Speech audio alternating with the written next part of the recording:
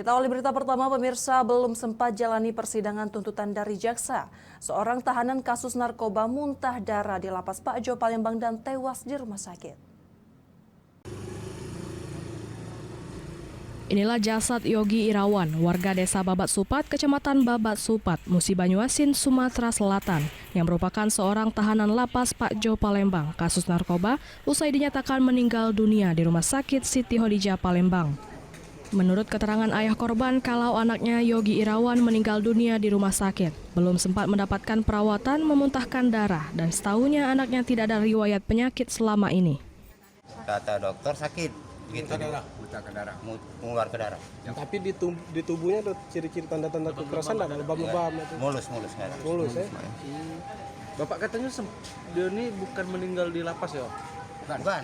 Meninggal di rumah sakit. Di rumah sakit. Iya, keterangan dari sini. Di IGD. Di rumah sakit, ya.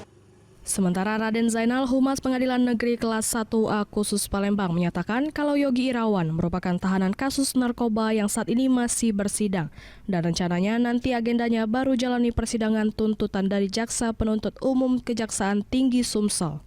Namun setelah mengetahui keadaan terdakwa Yogi Irawan meninggal dunia, Majelis Hakim akan melakukan sidang penetapan untuk terdakwa batal demi hukum.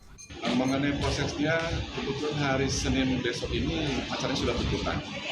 Ya, sudah tuntutan. Nanti tentunya majelis akan bersikap terhadap keadaan terdakwa yang meninggal.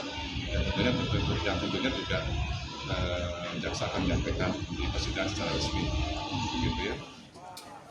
Kini jasad Yogi Irawan telah dibawa pihak keluarga ke rumah duka untuk segera dimakamkan.